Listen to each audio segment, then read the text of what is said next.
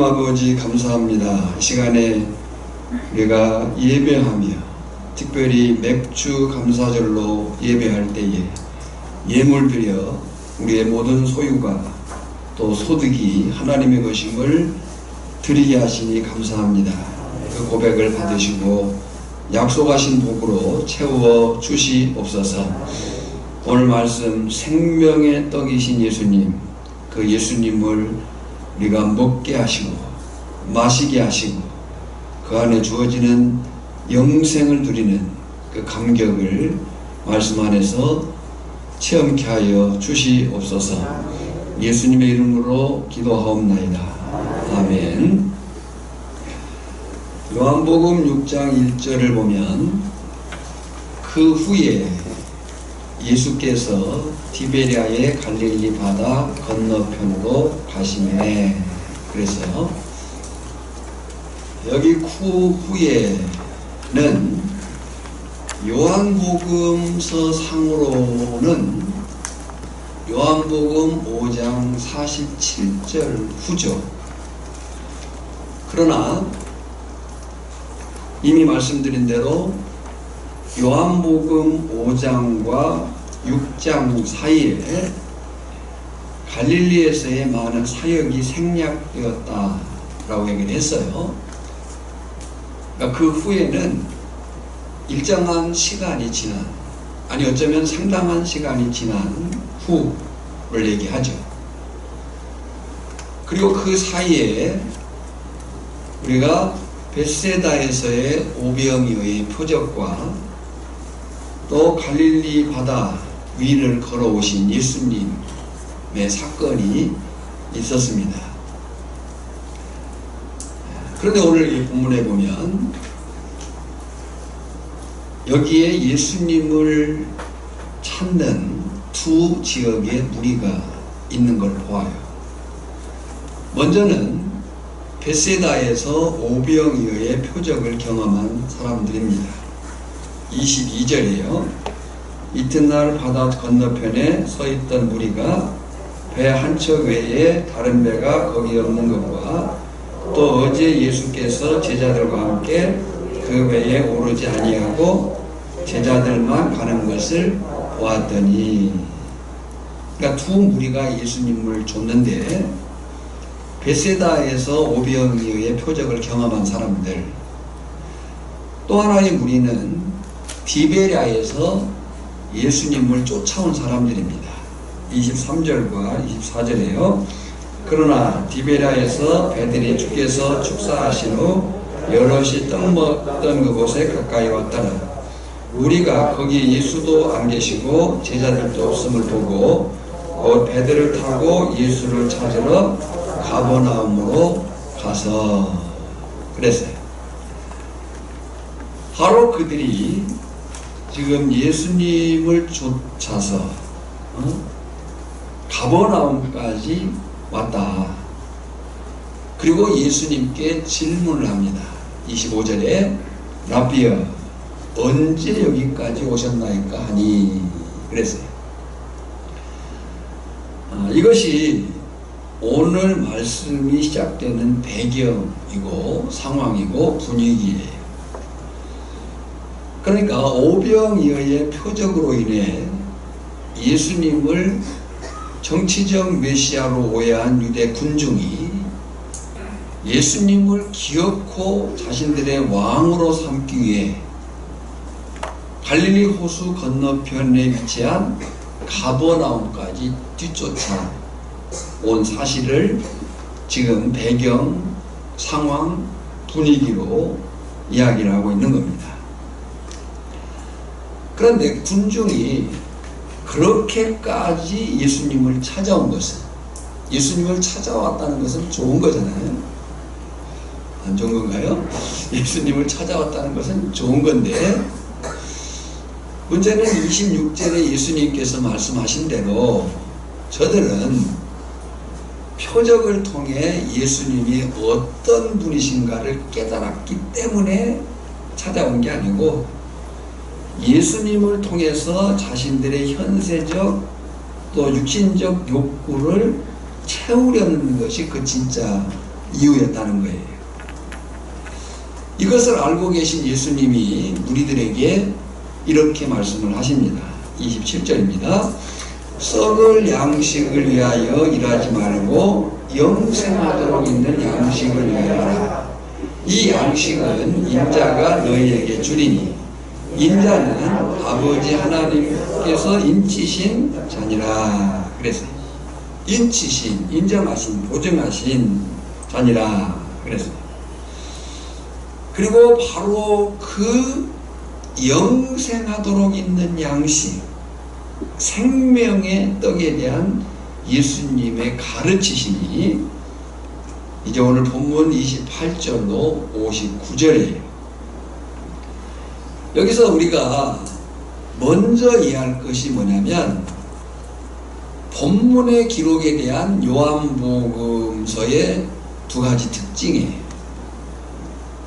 첫째는 지금 여기 본문 기록에 대한 요한복음의 첫 번째 특징은 다른 복음서들은 오병이어 사건을 모두 기록한 반면 본문에 나오는 생명의 떡에 대해서는 요한복음서에만 기록되어 있다는 것과 두 번째는 요한은 단순히 표적 자체를 기록한 것이 아니라 그 표적이 그리스도의 속성, 예수님이 누군가를 보여주는데 그 목적이 있다는 거예요.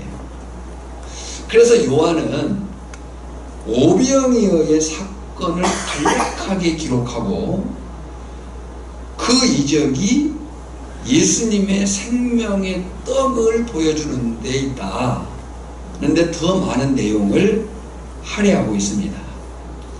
그리고 이제 28절 이하 59절까지 제자들이 경험했던 갈릴리 바다에서의 예수님이 무리로 걸어온 사건의 이야기는 있어요, 없어요?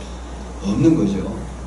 그러니까 요한복음서가 갖는 그 특징이 결국 어떤 표적 그 자체가 아니고 그 표적을 행하신 분이 누구냐, 예수님이 누구냐를 알게 하는 데 있다라고 하는 사실을 보게 되는 거예요. 그래서 오늘 저는 여기 군중과 유대 군중의 질문과 예수님의 응답이 4단계로 되어 있습니다. 이 4단계로 되어 있는 질문과 예수님의 응답을 통해서 예수님을 설교하고자 하는 거예요. 예수님에 대해서가 아니고 예수님이 누구신가, 예수가 누구냐를 설교하는 것이 핵심입니다. 첫 번째 단계로 28절로 35절에서 예수님은 메시아의 표적을 요구하는 군중에게 자신이 하늘로부터 내려온 생명의 떡, 예수님이 누구라고요? 자기가 하늘로부터 내려온 생명의 떡이심을 증거하십니다. 28절에요. 그들이 묻되, 이제 가버나움까지 쫓아온 무리들이 묻는 거죠. 그들이 묻되, 유대인들이에요. 우리가 어떻게 하여야 하나님의 일을 하오리까? 그랬어요. 이것은 몰라서 묻는 질문이라기보다는 자신들은 율법을 꽤 잘한다 라고 하는 그런 자부심에서 갖는 질문이에요. 그러다 예수님께서 대답을 하십니다.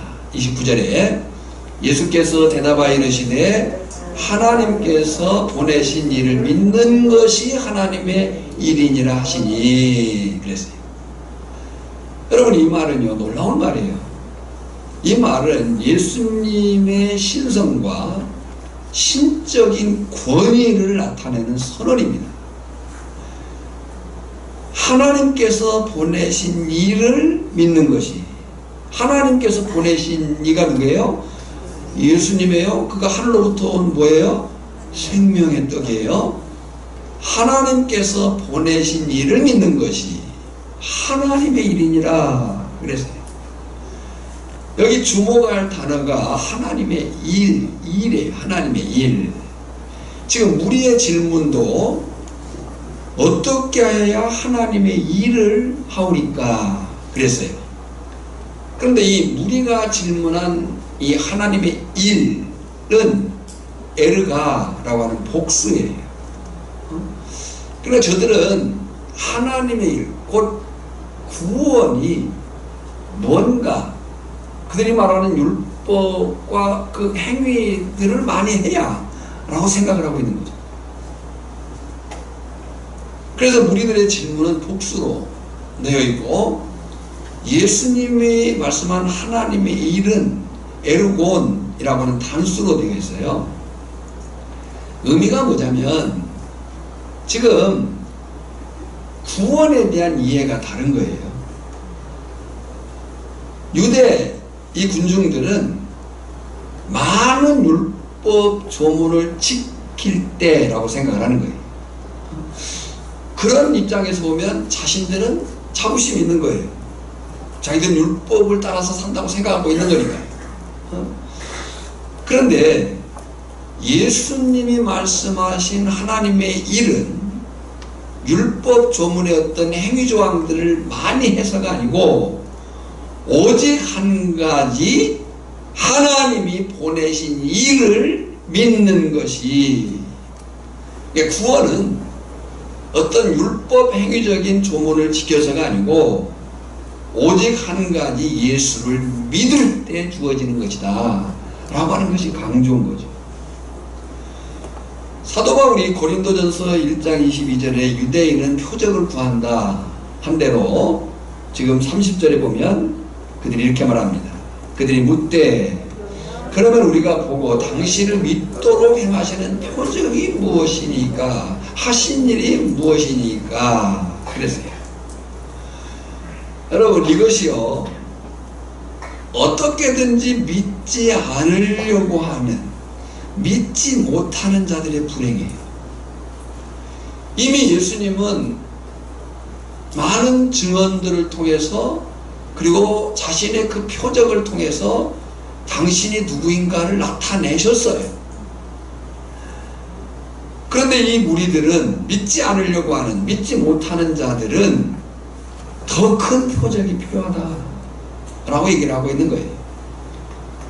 그들은 광야에서의 만나 사건을 끄집어냅니다. 31절입니다. 기록된 바 하늘에서 그들에게 떡을 주어 먹게 하였다함과 같이 우리 조상들은 광야에서 만나를 먹었나이다. 그랬어요. 그러니까 저들이 지금 나름대로 다르게 자부심을 가지고 있지만 그들은 믿지 않고 있고 믿지 못하고 있는 거예요. 그러면서 광야에서의 만나 사건을 꺼낼 때 이에 대해서 마태복음 13장 15절에서 이사야 6장 9절과 10절을 인용해가지고 이렇게 얘기를 해요. 그들이 왜 그러는가? 이 백성들의 마음이 완악하여져서 그 귀는 듣기에 둔하고 눈은 감았으니 이는 눈으로 보고 귀로 듣고 마음으로 깨달아 돌이켜 내게 고침을 받을까 두려움이라나.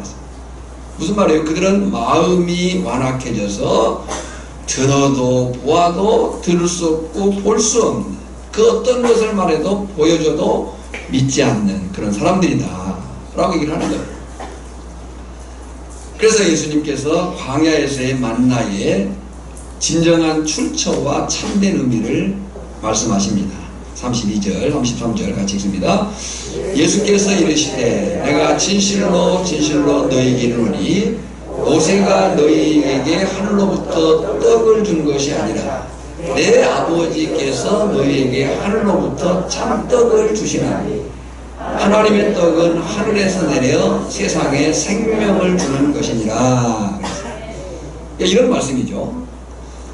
광야의 만나는 모세가 준 것이 아니다. 광야의 만나는 하늘에서 떨어진 것도 아니다. 그나마 그것도 일시적이고 썩어질 양식이었다.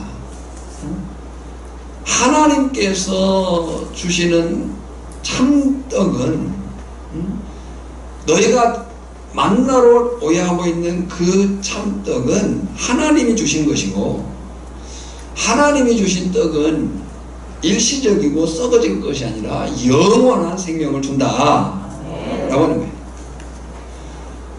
그래도 아직 깨닫지 못하는 우리는 그 말을 듣고 오히려 또 다른 요구를 합니다. 물질적인 떡의 무한한 공급을 요구를 해요. 34절이죠.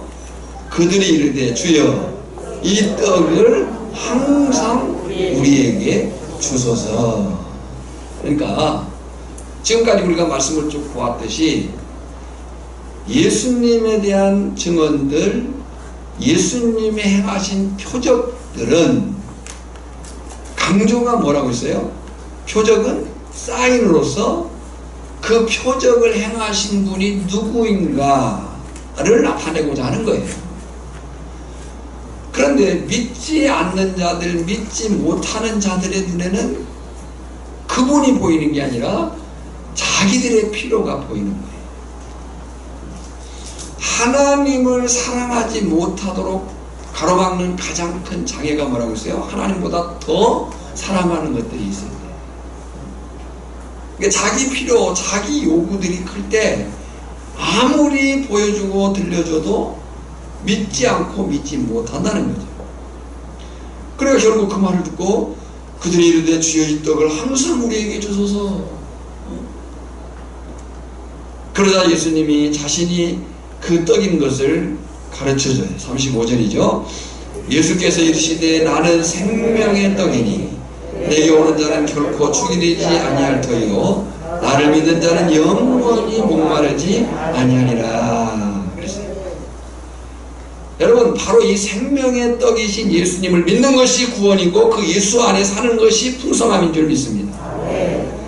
요한복음 15장 7절에 내가 너희 안에 거하고 너희가 내 안에 거하고 내 말이 너희 안에 거하면 무엇이든지 원하는 대로 구하라 그리하면 이루리라 그랬습니다. 자, 두 번째 단계로 36절로 40절에서 주님은 바로 그 생명의 떡이신 예수님께 나오는 자를 하나님이 영접하시고 마지막 날의 부활과 영생의 축복으로 초대하신다 라고 말씀을 하셔요. 자, 36절에서 예수님이 그들의 문제를 지적합니다.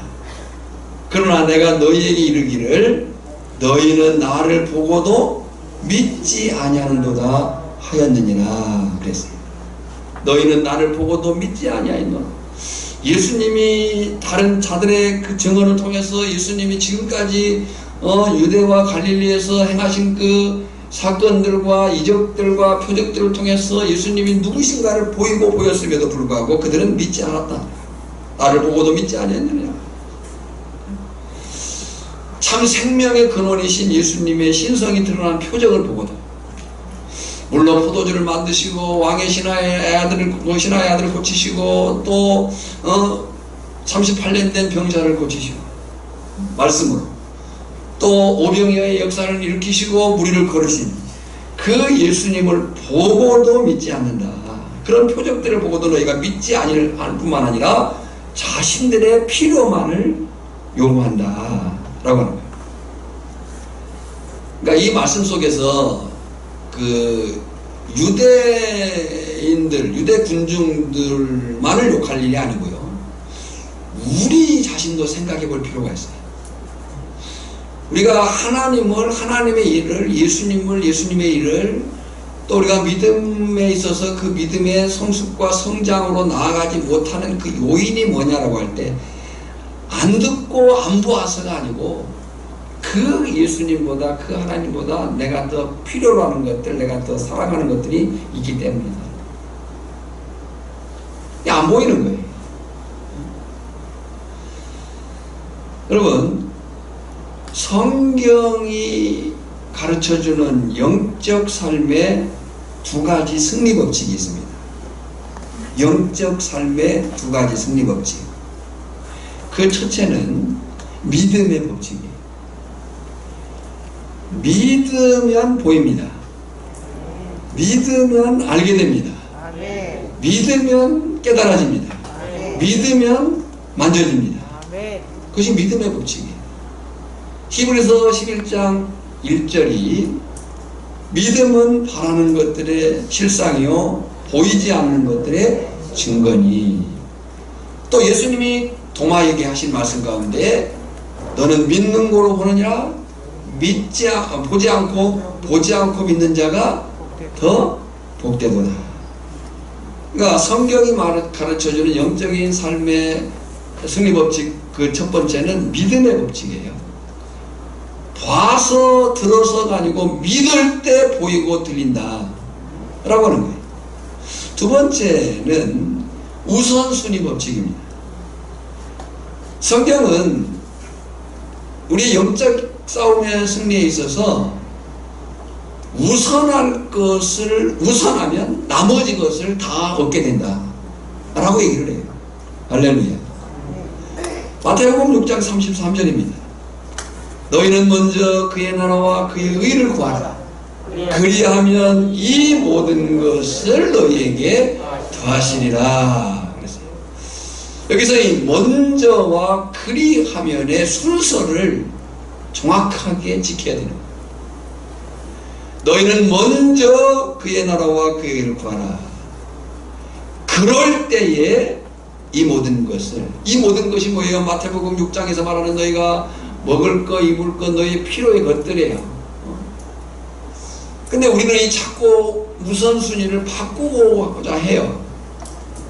먼저 하나님의 나라와 하나님의 의를 구하면 나머지 것들이 주어진다는 이 분명한 약속에도 불구하고 우리는 자꾸 욕심이 뭐냐면 내게 먼저 이것들을 하나님이 주시면 하나님의 나라와 하나님의 의를 위해서 살겠다라고 하는 그 순서를 자꾸 바꾸고자 하는 거죠.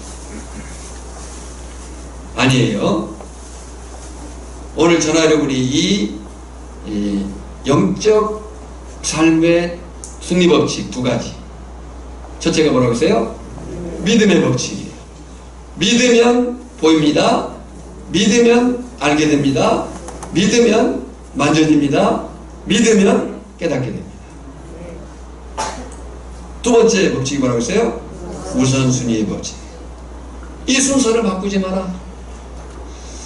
오늘 우리가 더 필요한 것, 당장 필요한 것들 때문에 이 우선순위를 자꾸 바꾸려고 하기 때문에 영적인 승리를 경험하지 못하는 거예요.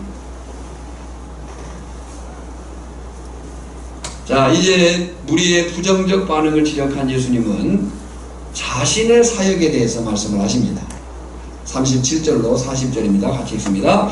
아버지께서 내게 주시는 자는 다 내게로 올 것이요 내게 오는 자는 내가 결코 내쫓지 아니하리라. 내가 하늘에서 내려온 것은 내 뜻을 행하려 함이 아니요 나를 보내신 이의 뜻을 행하려 함이니라. 나를 보내신 이의 뜻은 내게 주신 자 중에 내가 하나도 잃어버리지 아니하고 마지막 날에 다시 살리는 이것이니라. 내 아버지의 뜻은 아들을 보고 믿는 자마다 영생을 얻는 이것이니 마지막 날에 내가 이를 다시 살리리라 하시니라. 그래서 세 가지로 정리를 할 수가 있습니다. 첫째는 예수님의 정체성이에요. 지금 예수님은 이 부정적 반응을 보인 사람들에게 자신의 사역을 말하는데 먼저 자신이 누구인가를 말해요. 예수님의 정체성이죠. 그 예수님이 말하는 정체성은 뭐냐면 예수님은 하늘 기원을 가진 자로 아버지의 뜻을 행하기 위해 이 땅에 오신 메시아다 하는 거예요. 그래서 두 번째가 하나님의 뜻이 뭐냐는 거죠. 그 하나님의 뜻이 뭐냐면 하나님은 어둠에 속한 사람들에게 생명을 주기 위해 아들을 보냈고 그 아들을 믿는 자에게 영생을 주신다 하는 거예요. 지금 무지한 사람들 보고 들었음에도 불구하고 깨닫지 못하고 계속해서 자기들의 필요만을 요구하는 사람들에게 예수님이 내가 누구인가를 얘기하는 거예요. 나는 하늘 기원을 가진 자로 아버지의 뜻, 곧 메시아로 왔다. 아버지의 뜻이 뭐냐? 어둠에 속한 사람들에게 생명을 주기 위해서 아들을 보냈고 그 아들이 바로 나다. 아들을 보냈고 아들을 믿는 자에게 뭐가 주어진다? 영생이 주어진다. 특히 여기서 그 생명이라는 단어가 나왔어요. 생명, 영생. 이 생명은 현재와 미래의 의미를 동시에 갖습니다. 아들을 보냈고 그 아들을 믿는 자에게 영생을 주신다 그랬어요. 예수를 믿는 자는 영생을 가졌습니다. 예수를 믿는 자는 영생을 가졌다고요. 근데 그 영생, 생명은 현재와 미래의 의미를 동시에 포함해요. 그 생명은 현재 하나님과의 언약 관계 속에 살게 된다. 오늘 저나 여러분들이 예수로 말미암아 생명을 얻으면, 아멘, 생명을 얻으면 이제 우리는 하나님의 백성으로서 하나님과의 관계 속에 살게 되는 거예요. 누구와 관계 속에 산다고요? 하나님과의 관계 속에서. 이 하나님과의 관계 속에서 산다는 것은요, 거기에 반대급부가 있는 거예요. 그 반대급부가 뭐냐면 세상이 아닌 누구와의 관계 속에서? 하나님과의 관계 속에서. 그래서 저나 여러분의 말과 삶과 그 모든 삶의 그 사실들은 누구와의 관계 속에 있어야 돼요? 그것이 영생 안에 있는 사람들의 현재라는 거예요. 그러니까 우리가 예수를 믿는다는 것은 단지 교회 다니는 것이 아니라는 거예요. 예수를 믿는다는 것은요, 예수의 생명이 우리 안에 들어와서 우리가 현재 누구와의 관계 속에? 하나님과의 관계 속에 살게 되고 장차 부활을 통해서 영원한 하나님과의 관계를 누린다. 자, 지금 예수님이 부정적인 사람들에게 내가 누구냐? 나는 하나님의 뜻으로 온 메시아다. 하나님의 뜻이 뭐냐? 그 아들을 통해서 생명, 영생을 주시고자 하신다. 때문에 세 번째, 여기 37절로 40절에서 중요한 세 번째는 믿음의 반응이 중요하다. 믿음의 반응이 중요하다. 여러분, 여기서 우리는 구원을 이루시는 하나님의 이중적 의도를 알아야 됩니다. 자, 예수 믿는 것 공부하는 겁니다. 예수 믿는 것 공부하는 겁니다. 우리가 공부할 것은 성경입니다. 그 성경에는 하나님의 구속사, 하나님의 구원 계획이 들어있습니다. 그래서 여기서 우리가 구원을 이루시는 하나님의 그 이중적 의도를 이해를 해야 돼요. 지금 39절을 보면 예수님은 누구를 구원하시냐면 하나님이 주신 자를 구원하셔요. 자, 예수님은 누구를 구원하신다고요? 하나님이 주신 자를 구원하셔요. 동시에 40절을 보면 누가 구원을 얻느냐? 아들을 보고 믿는 자가 구원을 얻는 거예요. 자, 그러니까 하나님이 주신 자와 아들을 보고 믿는 자가 있는 거예요.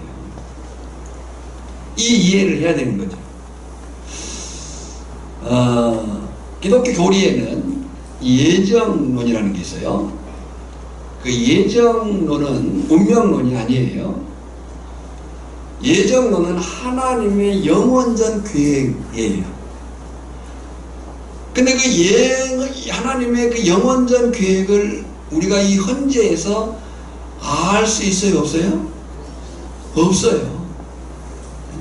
하나님의 그 영원전 계획, 저나 여러분을 하나님이 언제 택했다고 성경이 말했어요? 창세 전에. 창세전이 언제예요? 창세기 1장 1절 전이에요.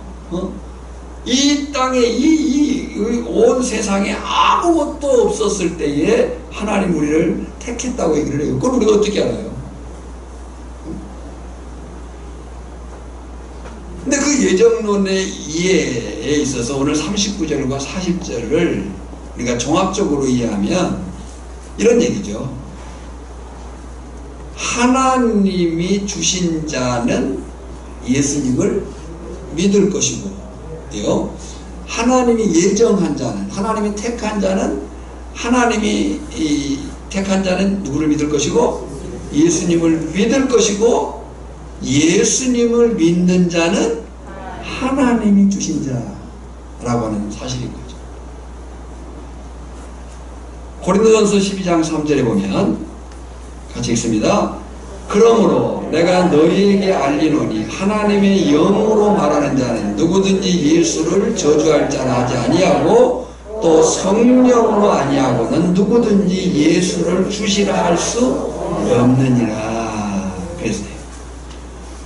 여러분, 우리가 개혁주의 신학, 소위 켈빈주의 신학과 알미니안 신학을 대조할 때 그 대조하는 몇 가지 사실들 속에 그 구원의 범위에 대해서 개혁주의 켈빈주의 신학은 제한 속죄를 얘기합니다. 누가 구원받느냐? 하나님의 택한 백성이 구원받는다. 이거예요. 그러면 택함받은 사람이 구원받는다는 말 속에는 택함받지 않은 사람은 구원에 이를 수 없다는 말이 들어있는 거예요. 그러다 보니까 이제 이게 사람들에게 오해가 생길 수 있어요. 아니, 하나님의 사랑이신데 왜 누구는 택하고 누구는 버리고. 아니요, 그건 하나님의 뜻이에요. 우리는 그 사실을 믿는 거예요. 성경이 말하는 대로. 근데 이제 알미니안이 너는 보편 속죄, 누구든 구원받는다. 그것이 좋은 말인 것 같지만, 사람들이 받아들이기 편한 말인 것 같지만 성경적인 말은 아니라. 자, 지금 누가 예수를 주라고 한다고 했어요? 성령으로 말미암은 자가. 성령으로 말미암지 아니하고는 누구든지 예수를 주라고 할 수 없느니라. 갈라디아서 4장 6절. 너희가 아들임으로 하나님의 그 아들의 영을 우리 마음 가운데 보내서 아빠 아버지라 부르게 하셨느니라. 그랬어요. 할렐루야. 자, 오늘 보면 세 번째 단계입니다. 세 번째 단계는 41절로 51절에서 예수님은 거부와 반응을 보이는 군중들에게 재차 하늘로서 내려온 산떡인 자신의 살을 먹으라고 얘기를 해요. 여러분요, 신앙에 있어서 장애가 많은데 그 장애 가운데 하나가 선입견이라고 하는 거예요. 선입견이라는 것이 뭐예요? 이미 마음속에 가지고 있는 고정관념이나 관점이에요. 우리말에 그런 말 있잖아요. 자라보고 놀라는 것은 소똥을 보고 놀란다. 그리고 어떤 사람에게 한번 실망을 하면 그 다음 사람이 그런 사람이 아닌데도 그 사람도 의심을 갖게 되잖아요. 그게 이제 가져진 선입관이에요. 고정관념이에요. 관점이 되어버린 거죠. 그래서 선입견을 갖게 되면 그 실체를, 그 본질을 보지 못하게 되는 불상사가 생겨요. 바로 유대인들이 그랬어요. 지금 예수님도 사역 내내 이 꼬리표가 따라다녀요. 선입견이 따라다니는 거죠. 그 꼬리표 선입견, 메시아가 아닐 것이다. 왜냐? 나사렛 출신이다. 이거예요. 실제로 예수님은 어디서 태어났어요? 베들레헴에서 태어났지만 성장은 어디서 사셨어요? 나사렛에서 사셨고 지금은 거주하는 곳이 어디냐면 가버나움. 그러니까 갈릴리와 유대라고 얘기할 때 예수님이 성장하기는 나사렛에서 했지만 이사를 가십니다. 어디로? 가버나움을. 가족이 다 이사를 가셔요. 복음서에 나오는 얘기입니다. 가버나움으로 다 이사 가셔가지고 거기서 사역의 활동을 중심적으로 이루어 가셔요. 그러니까 이 유대인들에게는 선입관이 생긴 거예요. 아니, 예수님이 나사렛 사람인데, 나사렛 출신인데, 나사렛에서 무슨 선한 것이 날 수 있느냐. 이런 선입견이 작용을 할 거예요. 그래서 수군거려요. 41절과 42절에요.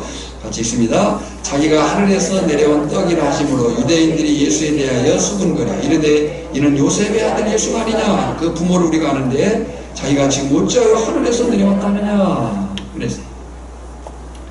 여러분, 우리의 신앙생활도 마찬가지입니다. 우리가 선입관을 갖게 되면 우리가 신앙의 깊이, 넓이, 깊이, 높이 앞에 나아갈 수가 없어요.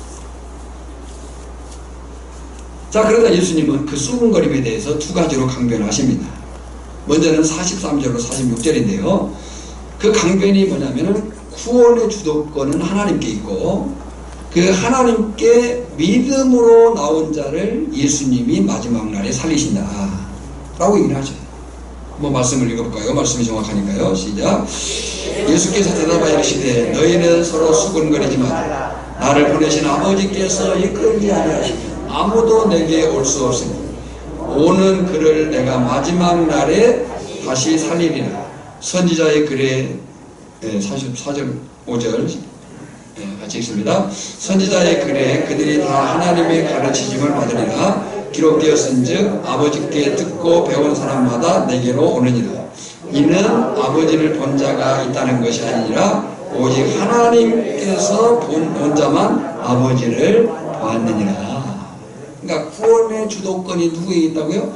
하나님께 있고 그 하나님께 믿음으로 나온 자를 예수님이 마지막 날에 살리신다. 두 번째 강변은 생명의 떡인 예수님을 믿는 자는, 여기 믿는다는 말을 지금 요한복음은 먹는다는 표현을 썼어요. 먹는 자는 믿는 자는.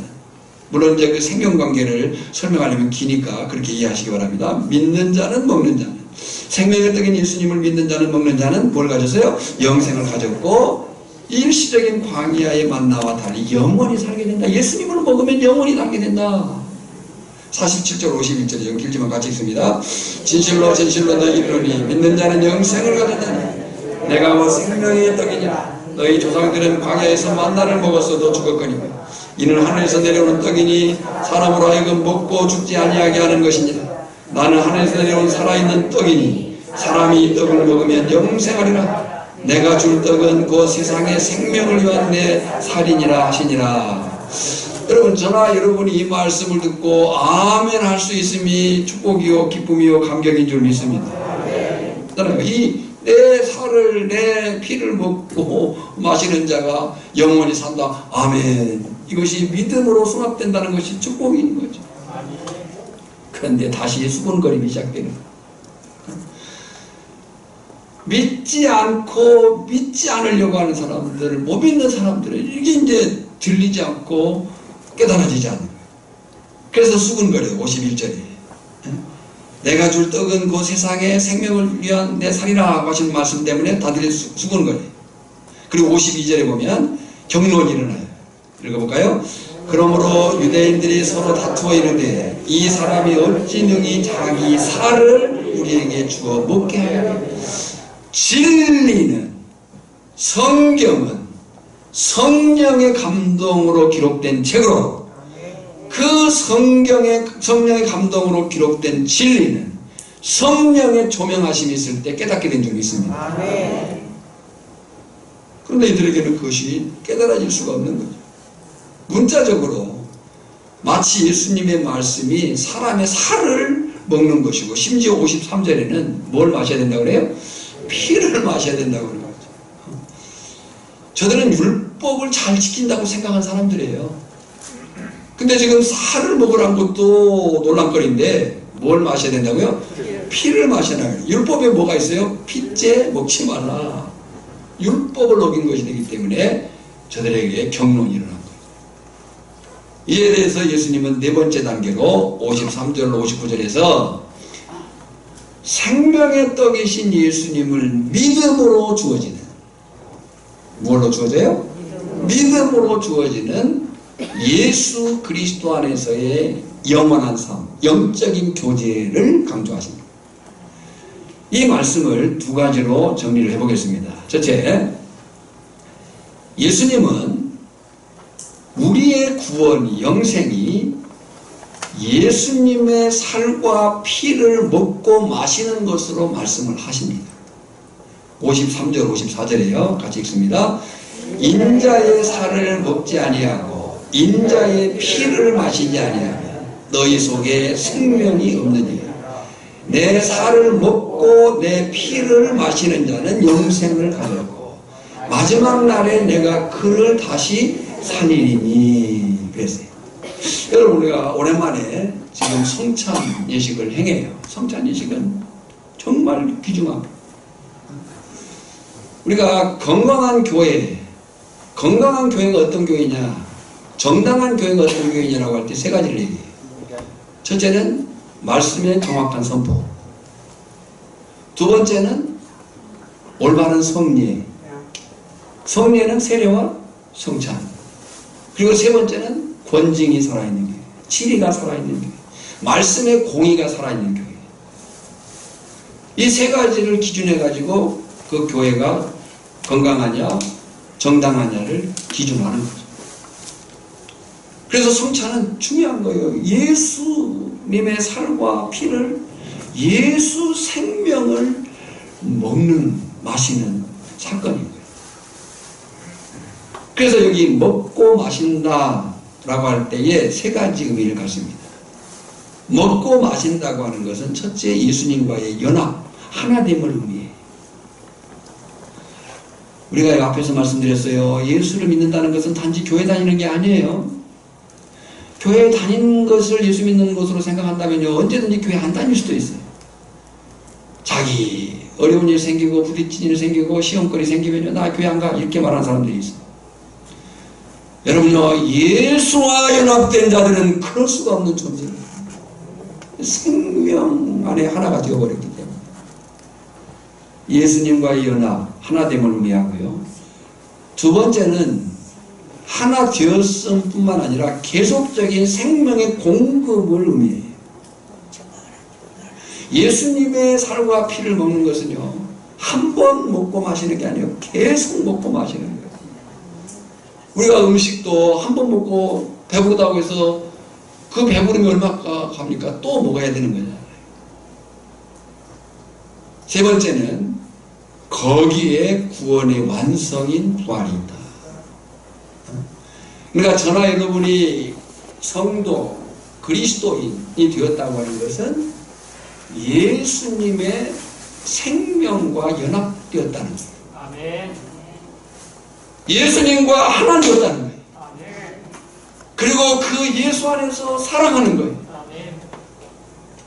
뿐만 아니라 그 예수 안에서 사는 삶이 우리를 결국 어디로 이끌어가느냐? 구원의 완성인 부활로 이끌어간다. 왜 그러냐? 오직 예수님 안에만 영원한 생명이 있기 때문이다.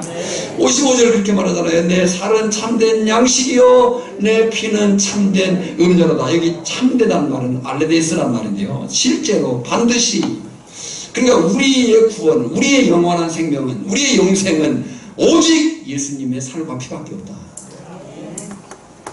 그 예수님을 먹고 마시는 자가 생명 안에 있는 것이고, 그 생명을 가지고 살아가는 것이고, 그 생명이 영원히 주어질 것이다. 두 번째는 예수님은 우리의 구원, 영생이 현재적이며 동시에 영원적이다 는 말씀으로 56절과 57절에서 얘기를 해요. 같이 읽습니다. 시작. 내 살을 먹고 내 피를 마시는 자는 내 안에 거하고 나도 그의 안에 거하나니 살아계신 아버지께서 나를 보내심에 내가 아버지로 말미암아 사는 것 같이 나를 먹는 그 사람도 나로 말미암아 살리라. 거기 동그라미를 칠 부분이 뭐냐면 거하고, 이 거하고라는 말이 메네이라는 말인데 요한복음에 많이 등장하는 단어예요. 근데 요한복음에 많이 등장하는데 여기 6장 57절이 처음 등장합니다. 거한다. 거한다는 것이 뭐예요? 머문다는 거죠. 하나님 안에 머무는 거예요. 하나님 안에 거하는 거예요. 하늘에 속한 사람이라는 책이 있어요. 그 하늘에 속한 사람이라는 책에서 결국 하는 말이 뭐냐면, 누가 하늘에 속한 사람이냐? 하나님 안에 거하는 사람. 아멘. 자, 본래 인간은 하나님 안에 있었습니다. 아멘. 자, 이제 반응을 해주세요. 본래 인간은 하나님 안에 있었습니다. 아멘. 그다음에요, 태초에 하나님의 천지를 창조하시니라. 그 이전 영원부터 계신 하나님 안에 모두가 있었던 거죠. 그러니까 본래 인간은 누구 안에 있었어요? 하나님 안에 있었어요.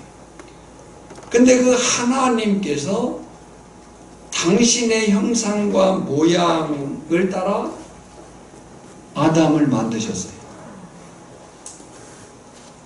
그 아담 안에 모든 인류는 들어있었던 거예요. 그죠? 하와가 누구로부터 나와요? 아담의 갈빗대라고요. 하와는 어디 있었어요? 아담 안에. 아담은 어디 있었어요? 하나님 안에 있었어요. 하나님 안에 있었던 모든 그 하나님이 당신의 형상과 모양대로 지은 아담 안에 모든 인류는 들어있는 거예요. 그 아담에게서 하와를 내어 만드시고 이제 일반 생육법으로 남녀와의 관계 속에서 자손들의 번창토록 하셨어요. 근데 이 아담 안에서 하나인 인류가 죄로 인해서 하나님과의 관계가 끊어지고 이제 사단의 소속, 지배 아래 놓이게 되었다는 거죠. 그것이 인류의 불행 아닙니까? 그런데 바로 그 죄인인 인간이 본래 어디에 있었어요? 하나님 안에. 그 하나님 안에 있었던 인류를 누구를 대표했어요? 아담을 대표했어요. 그 아담 안에 있게 했어요. 근데 이 인간의 범죄로 인해 하나님과의 관계가 끊어지고 죄 아래, 사단의 지배 아래 있게 되었다는 거죠. 바로 그 죄인인 인간이 어떻게 다시 하나님 안으로 갈 수 있느냐 라고 할 때 오늘 본문은 오직 예수님의 살과 피를 먹고 마심으로, 예수님을 믿음으로, 예수님을 받아들임으로, 예수님을 영접함으로, 물과 성령으로 거듭남으로 본래의 자리인 하나님 안에 영원히 거하게 된다라고 하는 얘기입니다. 누가 하나님 안에 거하게 되는 통로예요? 생명의 떡이신 예수 그리스도예요. 로마서 11장 36절에 보면 이는 만물이 주에게서 나오고, 할렐루야, 우리 이 말을 믿습니다. 만물이 누구에게서 나와요? 주에게서 나오고. 이걸 인류가 잃어버리면 불행해지는 거예요. 인류의 참된 가치는, 인류의 참된 행복은 만물이 하나님께서 나왔다는 사실을 인정하는 데서 출발하는 거예요. 여기서 인간은 자꾸 벗어나려고 합니다.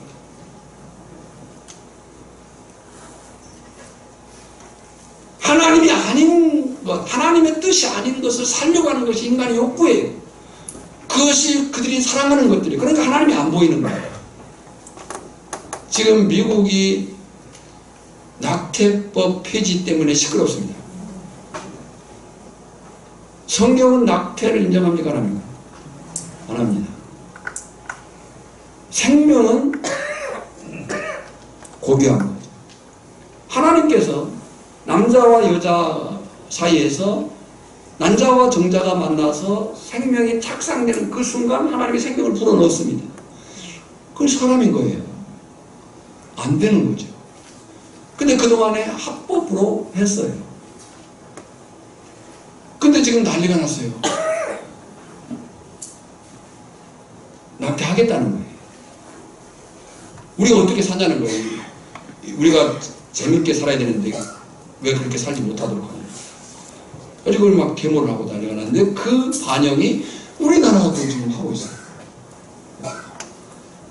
그러니까 본래 인간이 누구에게 속했다고요? 누구 안에 있었다고요? 하나님 안에 있었다는 사실을 인정하지 않기 때문에 오는 불행들입니다. 이는 만물이 주에게서 나오고, 할렐루야, 주로 말미암고 주에게로 돌아갑니다. 그에게 영광이 세세에 있을지어다. 그러니까 오늘 말씀의 핵심은 생명의 떡이신 예수님 안에 우리의 삶이 있다, 우리의 구원이 있다, 우리의 영생이 있다, 오직 예수뿐이다 라는 거예요. 결론적으로 두 가지 중요한 메시지를 얻습니다. 첫째는 오직 예수님 외에 세상에 속한 어떤 것도 생명의 참떡은 되지 못한다 하는 거예요. 목숨을 위해서 음식을 먹어야 하지만 영원한 생명을 얻기 위해서는 예수님만을 먹어야 됩니다. 아멘. 57절 같이 읽습니다. 살아계신 아버지께서 나를 보내심에 내가 아버지로 말미암아 사는 것 같이 나를 먹는 그 사람도 나로 말미암아 살리라. 할렐루야. 두 번째 메시지는 오직 예수님만이 영원하고도 참된 만족이 되신다 하는 거예요. 58절입니다. 이것은 하늘에서 내려온 떡이니 조상들이 먹고도 죽은 그것과 같지 아니하여 이 떡을 먹는 자는 영원히 살리라. 요한복음 4장 14절도 읽겠습니다. 내가 주는 물을 마시는 자는 영원히 목마르지 아니하리니 내가 주는 물은 그 속에서 영생하도록 솟아나는 샘물이 되리라. 그러니까 오늘 저나 여러분의 삶의 출발은 오직 예수. 오직 예수. 그리고 저나 여러분의 삶의 계속적인 지속의 능력도 오직 예수. 생명의 떡이신 예수. 그리고 저나 여러분이 장차 하나님 안에 그 영광을 누릴 그 사실도 오직 예수. 이 예수님 안에 저나 여러분이 있으니 감사하고 그 예수 안에서 더욱 풍성한 삶을 살기를 주님의 이름으로 축복합니다. 하나님 아버지 감사합니다. 오직 예수, 생명의 떡이신 예수의 살과 피를 먹고 마시는 자, 하나님 안에 있게 됨을 이 말씀 안에 확인하게 하심을 감사합니다. 흐트러지지 않게 하시고 흔들리지 않게 하시고 하나님보다 더 사랑하는 것들이 나를 지배하지 못하도록 말씀이 우리의 중심에 항상 있게 하여 주시옵소서. 예수님의 이름으로 기도하옵나이다. 아멘. 시간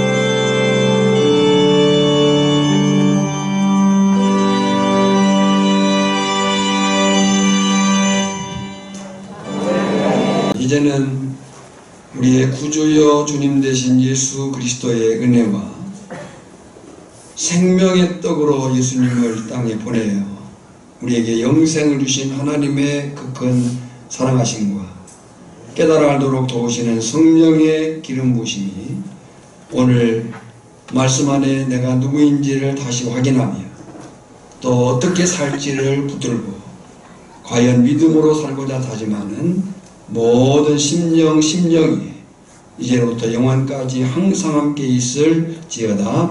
아멘.